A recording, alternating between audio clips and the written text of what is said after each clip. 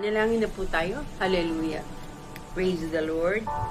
Glory to God. Maraming salamat, Amang Banal, sa pagkakataong muli na lagi mong binibigay sa amin araw-araw na ikaw ay mapagpupuran at patuloy na mag-aral sa iyo at sa iyong mga salita. Dalangin po namin sa gabing ito, samahan mo po kami at patuloy po na tulungan mo na maunawaan namin mabuti ang iyong mga salita, Panginoon, dahil lagi ang mga salita mo ay napakahalaga. Tulungan mo na ito ay matutunan namin at patuloy po namin ingatan sa aming mga puso at sa pamagitan nito, kami po ay magkakaroon ng patuloy ng kalakasan at katatagan at patuloy na pagsunod sa iyo. Salamat po sa iyong mga salita. Tulungan mo po ng mga tao, ang mga kasamahan po namin, ang mga taga-subaybay namin, Panginoon, sa channel na ito ay patuloy na mag-share, patuloy na ibahagi sa iba ang ganitong pag-aaral upang marami pa pang makakilala sa iyo, Panginoon. Hipuin mo ang kanilang mga puso at patuloy na bago kami sa pamagitan ng iyong buhay at makapangyarihan salita. Lord, ang iyong banal na espiritu na siya naming tagapagturo ang magturo sa amin ng sagana. Huwag mo kami pababayaan at patuloy na kami ay matuto ng marami at lahat ng aming natutunan, ito po ay ingatan namin sa aming mga puso dahil alam namin ang benepisyo nito ay sa amin din naman, Panginoon. At tulungan mo ma-share namin to sa iba, pagsabi namin ang iyong salita, ang iyong katotohanan, ang iyong kalooban sa aming mga buhay. Purihin ka, Ama, sambahin ang ngalan mo. Ito po ang aming panalangin sa pangalan ni Kristo Jesus. Amen, amen, amen. Amen. God bless po. Magandang gabi po sa lahat. No? Okay, tayo po ay makinig na ng salita ng Diyos. I-share na po ninyo ito sa inyong mga kaibigan, kakilala. Share niyo po ito sa inyong mga group members, sa lahat ng mga leaders sa church, at sa ating mga kasambahay. Hayaan po natin na sila ay makapakinig din ng salita ng Diyos. Okay? Simulan na po tayo. Ang ating pag-aaralan ay karugtong ng tinuro ko last revival night, no, about spiritual warfare. No, nabanggit ko doon na posible na yung mga karugtong ay i-share ko sa ating Wednesday service o kaya naman ay tuwing revival night, no? Dahil once a month lang po yung ating revival night, napakatagal, kaya inano po natin na dito na lang po, na maipagpatuloy dito na po sa ating Wednesday service po, midweek service and prayer meeting, no? Okay, ang ating pamagat ng ating pinag-aralan ay Our Mind is the Battlefield, no? Ito po ang pinaka dito po nagaganap ang digmaan between yung mga ginagawa ng kaaway sa atin. Dito niya tayo inaatake sa ating mind, no? So, ang ating teksto ay masusumpungan natin sa 2 Corinthians 10, 3-5. Ikalawang Korinto Gs, talatan 3 hanggang 5. Naging daw po ang sinasabi sa Tagalog, kung nabubuhay man kami sa mundong ito, hindi naman kami nakikipaglaban ayon sa pamamaraan ng mundong ito. Ang sandata namin sa pakipaglaban ay hindi makamundo, kundi ang kapangyarihan ng Diyos na nakapagbabagsak ng mga kuta. Sinisira namin ang mga maling pangangatwiran, ginagapin namin ang lahat ng pagmamataas laban sa kaalaman tungkol sa Diyos at binibihag namin ang lahat ng isipan upang matutong sumunod kay Kristo. Okay, no? So sa Ingles, sabi po doon sa verse 3, for though we walk in the flesh, we are not waging war according to the flesh, no? Ang ating pakikipagdigma, bagamat tayo ay lumalakad dito, tayo ay sabi nabubuhay tayo sa mundong ito, pero hindi naman ang pakikipaglaban natin ay gaya ng paraan ng mundo, no? But we are according to the flesh. Sabi sa verse 5 at 4, for the weapons of our warfare are not of the flesh, but have divine power to destroy stronghold, no? Sa Tagalog, ang sandata namin sa pakipaglaban ay hindi makamundo, kundi ang kapangyarihan ng Diyos na nakapagpapabagsak ng mga kuta. Sinisira namin ang mga maling pangangatwiran, no? Sa verse 5, we destroy arguments and every lofty opinion raised against the knowledge of God and take away the true captive to obey Christ, no? Ginagapin namin ang lahat ng pagmamataas laban sa kaalaman tungkol sa Diyos at binibiyag namin ang lahat ng isipan upang matutong sumunod kay Kristo. Wow, praise God. Napakaganda, no? So, mag-review lang tayo ng konti patungkol sa atin na pag-aralan last Friday, nung revival night, no? Na banggit natin doon sa nung Friday na yon, yung Hosea 4 verse 6 na sabi, my people are destroyed for the lack of knowledge. Ang aking bayan ay nabagsak, nawasak dahil sa kawalan ng kaalaman, no? Maraming mga tao dahil sa walang alam o kulang ang kaalaman sa salita ng Diyos, hindi nila alam ngayon yung paraan at paano gagapiin ang mga atake ng kaaway, no? So, we have an enemy, pinakilala yan ng Biblia sa atin, noong paman, sinabi sa Ephesians 6:12, for we wrestle not against flesh and blood, but against powers, against principalities, against the rulers of the darkness of this world, against spiritual wickedness in high places. Yan po ang ating kaaway.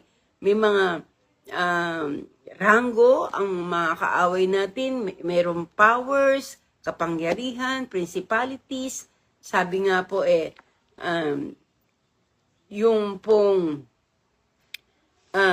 tawag dito, ito po, sabi, yung principalities, yun yung pamunuan, powers, kapangyarihan, rulers of the darkness of this world, na mamahala ng kadiliman sa sanglibutan, at spiritual wickedness in high places. Spirito, no? Mga masamang espiritu ng kasamaan sa dakong kataas-taasan. So, yan po yung pinakilala sa atin ng ating Panginoon sa Biblia, na sila po ang ating mga kaaway, no? So, kinakailangan malaman natin ang kung sino siya, kung paano siya kumilos, kung paano siya gumalaw at gumawa upang hindi niya tayo ma-deceive, no? Hindi niya tayo madaya.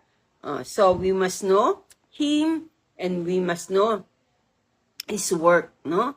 Sabi sa John 10 verse 10 na ang objective niya para sa ating mga anak ng Diyos, para sa ating mga tao is to kill, to steal, and to destroy, no? But the Bible says in 1 John 4 verse 4, sabi po doon, greater is He who is in us. Meron nasa atin na dakila kaysa sa Kanya, na mas makapangyarihan kaysa sa Kanya, no? Kung ang nasa atin, yung greater na yon, na greater na makapangyarihan kaysa sa lahat, wala po tayong talo, no? Sa biyaya po ng Panginoon. Dahil si Jesucristo ang nasa atin. Siya na nagtagumpay sa lahat ng bagay, nagtagumpay sa kasalanan, nagtagumpay sa tukso, nagtagumpay sa magawa ng laman. at lahat ay napasuko sa ilalim ng kanyang paa, no? At ang sabi sa Romans 8, we are more than conquerors. Tayo higit pa sa mga mapagtagumpay, no? So, para maisagawa niya ang kanyang mga lalang, ang kanyang mga taktika,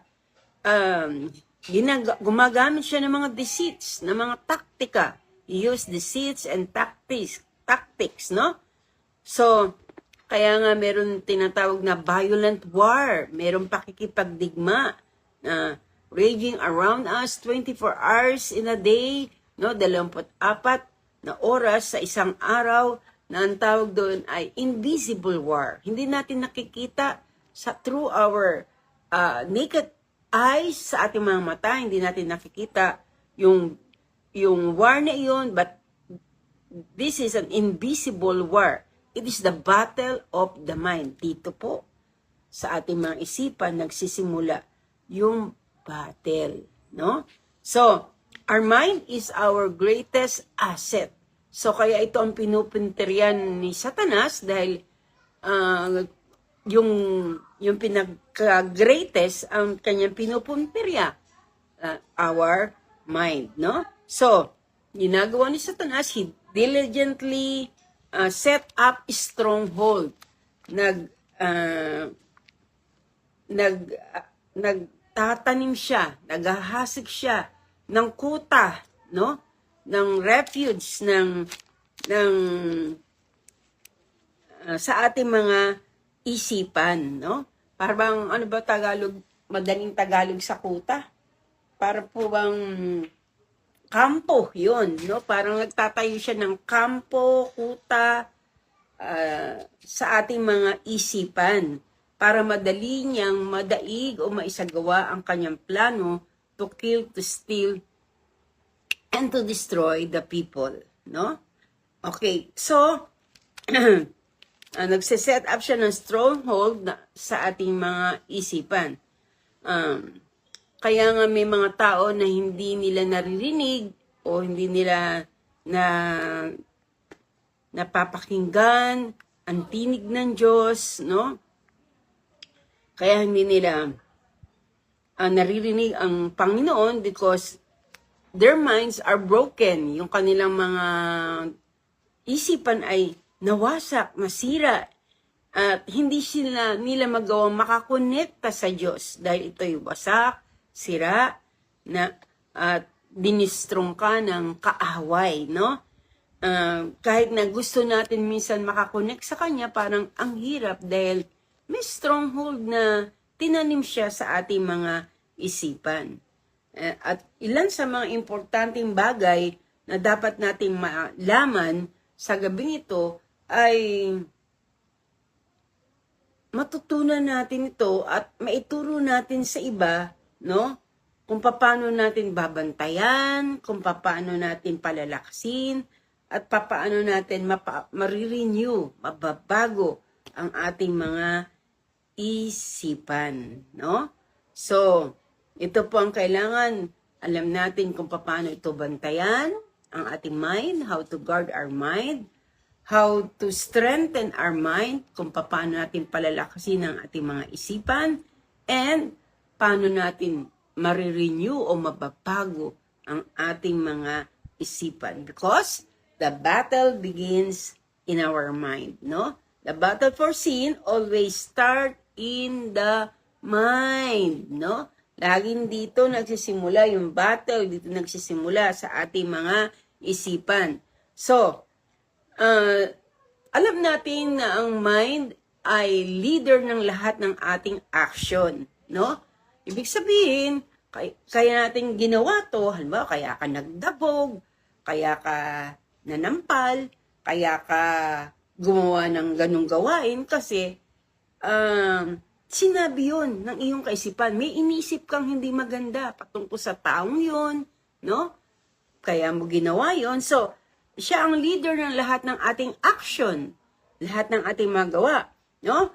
Our action are direct result of our thoughts. Ito po yung resulta ng yung mga action natin, ito po ang resulta ng ating thoughts na Kaya mo ginawa yon dahil yun ang inisip mo, no?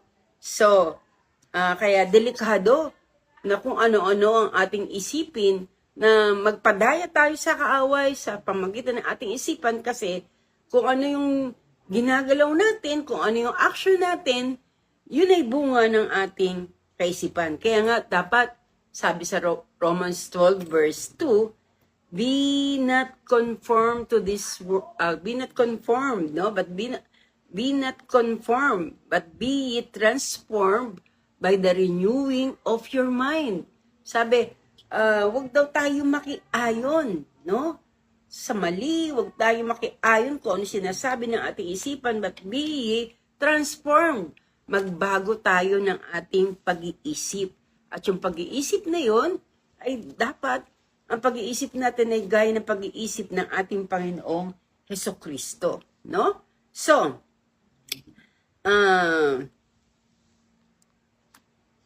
sabi sa 2 Corinthians 10, for though we walk in the flesh, sa 3 and 5, we are not waging war according to the flesh. For the weapons of our warfare is not of the flesh, but have divine power to destroy stronghold. So, meron tayong kapangyarihan na ma-destroy, mawasak yung mga strongholds, yung mga kuta, yung mga kampo, no, na inilagay diyan ni Satanas sa ating mga isipan, no? Sabi sa verse 5, we destroy arguments and every lofty opinion raised against the knowledge of God and take every thought captive to obey Christ, no? So, meron tayong kapangyarihan na wasakin ang strongholds na ito, yung mga kuta ni Satanas, yung mga kampo ng kaaway, no? Siguro alam naman ninyo ibig sabihin ng kuta pag sinabing kuta o kampo. Halimbawa, bakit kaya dito sa lugar na ito bakit kaya ang daming kumakagat na langgam? Yung pala, andun pala yung kuta ng mga langgam, no? So, nagdi-destroy siya. Yung mga pagkain mo, pinapapak. Yung katawan mo, pinapapak. Kasi nandun lang yung kuta ng mga langgam, yung mga bahay nila. Nagtayo sila doon ng kuta. Nagtayo sila doon ng strongholds. Ganon din si Satanas. Kaya, hindi nababago ang kaisipan natin kasi pinayagan natin na makapasok doon sa ating isipan si Satanas, ang kanyang pinayagan mo makapagtayo siya ng kuta, ng kampo, no? Pero ang sabi, we must destroy any arguments, anumang pagtatalo, every lofty opinion, anumang opinion na against the knowledge of God, na laban sa karunungan ng Diyos, and take every thought captive, na ang bawat mga kaisipang yon ay mapabagsak natin, yung mapabagsak natin, sirain natin ang maling pangangatwiran, gapiin natin ang lahat ng pagmamataas laban sa kaalaman tungkol sa Diyos, no? Kung yun ay laban sa kaalaman patungkol sa Diyos, dapat siyang mawasak, no? So, our job, ito ang sinasabi ni Apostle Paul, na ang ating trabaho, our job, in this battle, ang job natin, ang trabaho natin, sa war na ito, sa battle na ito, is to destroy stronghold. Nawasakin natin yung mga strongholds, yung mga kuta, yung mga kampo ni Satanas. So, what is strongholds? Nasabi ko na sa inyo kanina. Ito po ay place of defense, refuge, or security. Dito siya nagtatago, no? Dito siya nagtatago para hindi siya makita agad ng kanyang kaaway, o para ma-defeat niya, o para malamangan niya, ma-deceive niya ang kanyang kaaway, no? So, sa Bible, si Apostle Paul, ang description dito ni Apostle Paul, yung stronghold dito, ganito po, no? Yung, ito po ay, yung para bang, yung, na-block yung mentality, yung mental block, no? So, meron pong pagpapanggap, pagkunwari sa Satanas para hindi ka kaagad makakilos, no? Yung ginagawa niya para hindi mo agad siya mahalata, yung kanyang pagkukunwari, yung kanyang pagpapanggap, no? So, kaya nga, ito ay mental battle, kinakailangan ma-destroy natin ito, mawasak natin ito.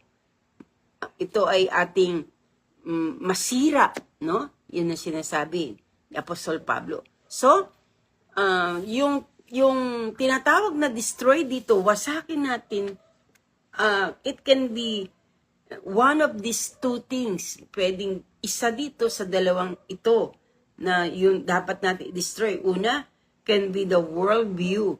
Yung pananaw ng sanlibutan. Maraming pananaw ang sanlibutan. No? Na minsan nadadaya tayo. Kagaya halimbawa ng pananaw ng sanlibutan, yung materialism, yan po ay isang stronghold ng kaaway, isang kuta na pilit na ito ay nilalagay sa ating mga isipan, yung pagiging materialism, no, communism, atheism, at yung lahat ng different kind of ism. Yan po ay tinatawag na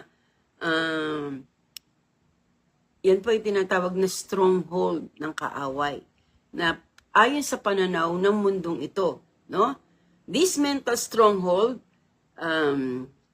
is that people set up against the knowledge of God. Ito ay nilagay sa ating kaisipan upang sinet up niya laban sa karunungan ng Diyos, no? So, atheism, yan isa yan, di ba? Na sinasabi ng sanlibutan, sinasabi ng iba, sinasabi sa ating kaisipan na wala daw Diyos, no? At maraming nadaya dyan na naniniwala sila na walang Diyos, no? No, so, yan ay tinatawag na stronghold, no? Para sineset up against the knowledge of God. Number 2, ang tinatawag na it can be a personal attitude o personal attitude, yung personal na character natin, attitude natin. Halimbawa, yung pag-worry natin, it can be a stronghold. Yung worriness, yung pag-aalala, no, na laging nag-aalala. Seeking the approval of other people. Yung hinahanap mo lagi na purihin ka ng mga tao. Hinahanap mo lagi na maging okay ka sa lahat ng tao, no? It can be your stronghold. Anything that you can make an idol o anything that you can make an idol in your life na anumang bagay na inuuna mo sa buhay na ito, it can be your stronghold, no? Sabi, fear, gaya ng fear, pagkatakot, guilt, yung guilt, resentment, yung pagkamuhi, resentment, insecurity, na insecure ka, sabi, all of those things can be stronghold in your mind.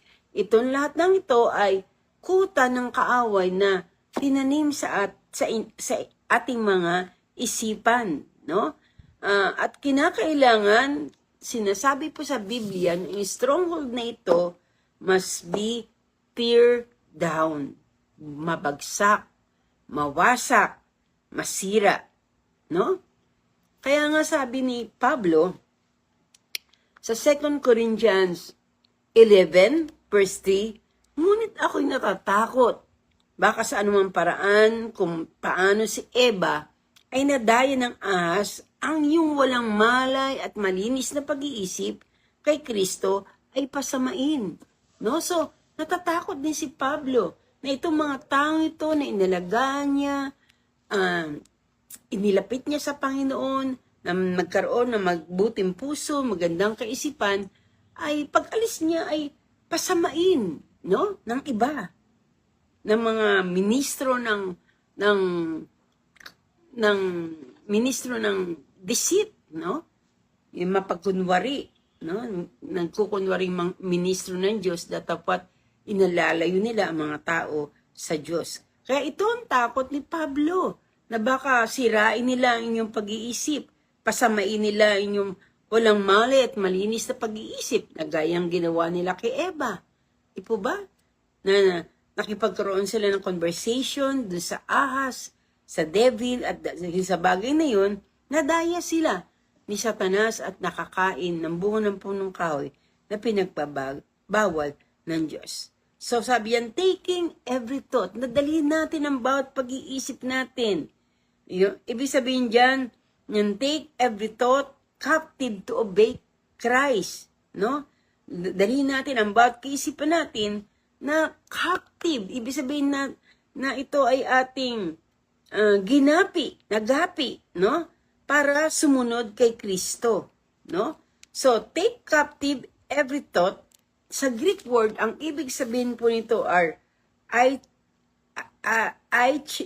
aichimalotizo, no? Na ibig sabihin to control, to conquer, to bring into submission, no? Kinakailangan ang lahat ng ito, ng stronghold na nilagay ng kaaway sa isipan natin, ito ay makontrol natin, makonquer natin, at magpasa ilalim sa atin, no?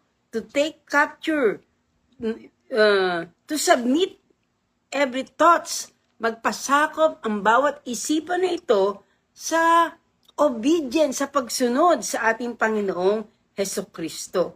To bring into submission, to bring under control, na mapasailalim sa kaisipan, no? Mapasailalim na nagpapasakop sa kaisipan ng ating Panginoong Hesukristo. Yung kaisipan na ayon sa kalooban ng Diyos, na nagpapasakop yung mga ganong kaisipan, no? Yung stronghold na ito, yung mga pandarayan ng kaaway, mawasak at mapasakop natin sa ating Panginoong Hesukristo, no? Nakita po natin yan, namasdan po natin yan, naobserbahan natin yan, na ang bawat isipan ng tao, hindi naman lahat, pero mas nakakarami na mga tao na ang kanilang isipan ay disobedient to God. No? Hindi sila masunurin sa Diyos, hindi sila masunurin sa salita ng Diyos. They are very rebellious. Sila po ay mga rebelde. Karaniwan sa maraming mga tao ngayon, no? Gusto nila na pumaroon sa ibang direksyon, kung saan lumalayo sila sa Panginoon. Nire-reject nila ang Diyos, no? Excuse me. The battle for sin always starts in the mind. Yung pakikipaglabang ito sa kasalanan ay lagi nagsisimula dito sa isipan natin, no? Kaya nga sabi ni Pablo sa Romans 7:19 at saka 24, sabi niya, I do not do the good I want. Hindi ko magawa yung gusto kong gawin, pero ang nagagawa ko ay yung ayaw kong gawin. At ang sabi niya sa verse 24, excuse me, what a wretched man that I am. Abang tao ako, no? Totoo, napakaabang ng taong gano'n, na yung ayaw mong gawin, yun yung nagagawa mo. At yung gusto mong gawin, hindi mo nagagawa, no? So, kaya nga, the reason, kaya maraming ineffective Christians, kaya marami pong mga Kristiyanong hindi nakakilos ayon sa plano ng Diyos, ayon sa kalooban ng Diyos. Kaya po maraming ineffective Christians sa mga araw nito, kasi hindi nila alam how to fight the battle of the mind. Kung paano nila gagapiin, susupilin yung kung paano sila lalaban dito sa battle of the mind na ito. Dahil ang isipan, dito nagsimula ang unang labanan sa isip. No? So, bakit hindi nila nagagapi ang strongholds na ito na ginawa ng kaaway na tinanim niya, nilagay niya sa ating mga isipan, no? So, kaya po yung mga tao ay nagpapatuloy pa rin sa kasalanan na hindi naman talaga dapat dahil tayong lahat ay pinalaya na ng ating Panginoon at ang narinig nyo nga ng linggo na lahat tayo ay laya na sa kasalanan, no? Pinatawad na tayo ng ating Panginoon, pero bakit may mga Kristiyano pa rin na nagpapatuloy sa kasalanan dahil hindi nila alam kung paano babakahin ang baka sa isipan dahil lahat ng ito ay nagmumula sa ating mga isipan, no? So, kaya nga dapat talaga ang mga pastor, kami mga pastor, ay mag-ukol ng panahon sa pagtuturo sa kanyang mga tupa, no? Na magkaroon tayo ng mas malaking panahon na mag-aral ng salita ng Diyos. Dahil ang salita rin ng Diyos ang nagbibigay sa atin ng karunungan how to fight the battle of the mind, no? Kung paano natin susupilin ang mga battle na ito, yung mga awayang ito sa isip, no? So, dito na lang po ako magtatapos sa susunod po na Miyerkules sa kalooban ng Diyos. Pag-aaralan po natin paano natin mapagtatagumpayan yung battle na ito, battle of the mind, no? So, tandaan po natin na ang bawat battle na nagsisimula sa ating isipan. Kaya nga, dapat alam natin yung katuroang ito, no? Sabi sa Hosea 4 verse 6, ang aking bayan ay nabagsak, nawasak dahil sa kakulangan ng kaalaman. It's our obligation as your pastor at ang bawat pastor sa bawat kongregasyon nila ay dapat talagang ituro natin sa ating mga miyembro kung paano sila magwawagi sa bawat labanan dito sa isip, no?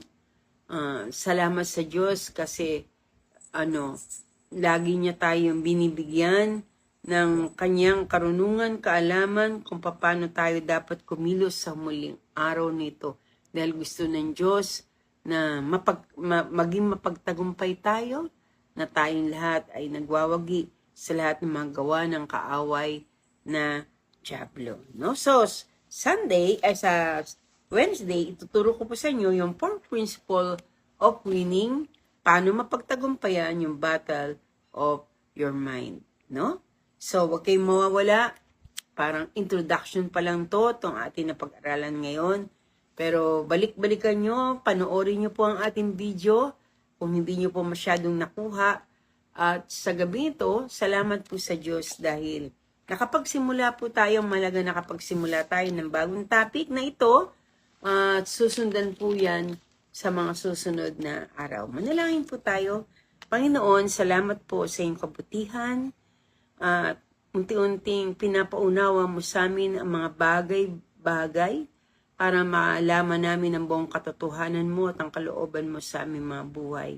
Tulungan mo po ang bawat mga kapatid ko na patuloy na ibigin na makaalam pa ng maraming mga bagay. Napakahalaga po nito ng kaalamang ito. Tulungan mo po na matutunan namin at mahawakan namin ang lahat ng mga bagay na gusto mong panghawakan namin at matutunan po namin. Salamat po, Ama, sa iyong mga salita. Salamat po, Banal na Espiritu. Salamat po, Panginoong Hesukristo. At sa oras nito, abutin mo po ang aking mga kapatid na may mga dinaramdam na sakit at karamdaman, mga magseselan, at mga simpleng sakit at karamdaman. Kayo po magbigay ng lunas, kagalingan sa bawat isa sa kanila. Sa pangalan ng Panginoong Hesus, abutin mo po Ang mga nasa kama na may mga pinagdadaan ng sakit at karamdaman, kayo po ang magbigay ng kagalingan sa kanila. In Jesus' mighty name and the power of the Holy Spirit, receive healing in Jesus' name. At sa oras na ito, pag-aangin mong kalang kalooban, tulungan mo po na maranasan nila, maramdaman nila, Panginoon, kung ano po ang kalooban mo plano sa kanilang mga buhay. Patuloy mo po na pagpalain ng lahat ng nakinig na yung salita at makikinig pa. Patuloy mo pong patnubayan bawat isa at tulungan, Panginoon, sa lahat ng kanilang hinaharap sa mga araw nito. Lord, lagi kami magtiwala sa iyo na hindi mo kami pababayaan, hindi mo kami iiwan. Salamat po sa iyong mga salita, salamat po sa karunungan, salamat sa kaalaman, at sa mga susunod na araw, muli kaming patuloy na makikinig na yung salita at patuloy na maglilingkod sa iyo, O Diyos. Salamat po sa iyong kapurihan, kalwatian, karangalan, sa tanging pangalan ni Kristo Jesus.